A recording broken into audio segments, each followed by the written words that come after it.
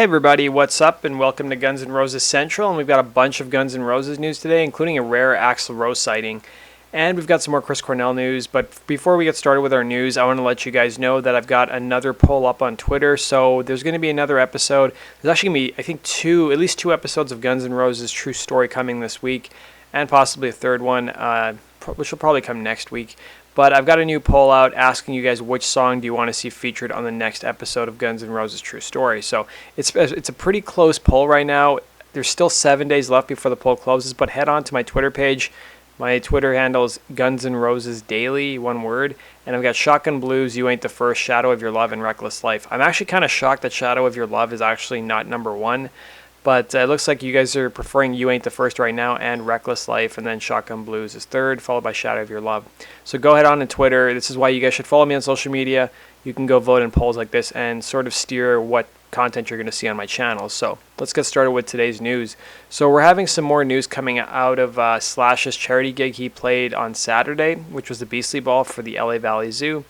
As you guys know, they raised over $2.5 million for this charity gig. There's footage of Slash playing with Jack Black. We've got some more photos of what was actually auctioned off. So there's actually a couple of guitars I saw that were signed by Slash and signed by Axl and Duff, which you see here. So it looks like Axl also signed it as well as Duff. And these are just some backstage photos of Slash with Jack Black as well. So some pretty cool photos, guys. I don't know if you guys have seen the video footage, but if you have, let me know what your thoughts were on it. I personally love Jack Black, and it's just awesome seeing him play Welcome to the Jungle and do Axl's snake hip moves as well. So let's go on to our next piece of news. So we have an Axl Rose sighting. So this was this past weekend at the U2 concert that I guess U2 played in LA. Just some fans, I guess, took a photo with Axl. It's been about a week since we've seen Axl because, as you know, he played with Billy Joel the previous week. And one person asked me, hey, is Axl get rid of his hair? I think he's just wearing like a beanie cap, and he's going to probably look the same as he's looked over the last year or so when they kick off their tour in Slane. So be sure to look out for that, guys. Let's go on to our next piece of news. So we've got some more social media posts of behind-the-scenes stuff from Duff, and then we've also got some stuff from Slash as well. These guys are going to be kicking off their tour this week. Lots of exciting stuff. And then we've got this post from Melissa Reese, too. I guess she was posting she's not wearing makeup, and, she's going all natural, I guess, like a lot of people are doing these days.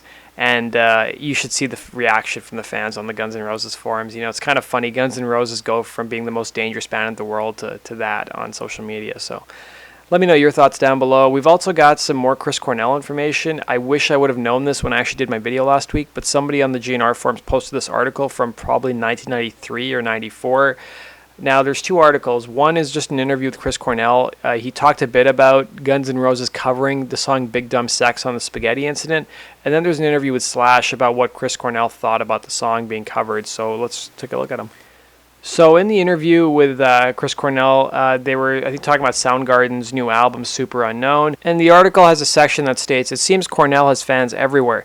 Axl Rose once expressed his admiration for his voice in a quote that accompanied the release of the Louder Than Love album.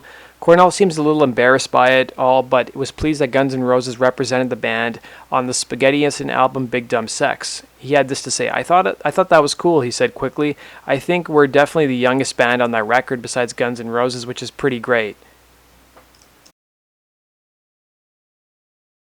And then probably, I don't know if it was the same magazine or it was maybe a couple months later, but Slash was being interviewed, and the question of Soundgarden on the Spaghetti Incident actually came up. So the interviewer said, Soundgarden's Chris Cornell said he was pleased with their involvement with the Spaghetti Incident, particularly as Soundgarden were the youngest band on there apart from Guns N' Roses. To which Slash said, what did Chris have to say? Asks an intrigued Slash.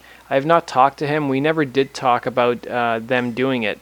It was one of those things that was sort of spontaneous, and when we were in the studio, it just sounded good.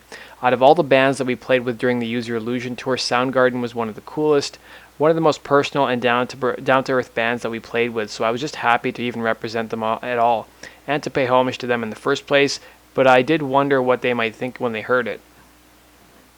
Now, Slash did reveal that he did talk to a lot of the other acts who were actually covered on the Spaghetti Incident, and basically said what they had to say about being covered on the album. So he said, I talked to Iggy, referring to Iggy Pop.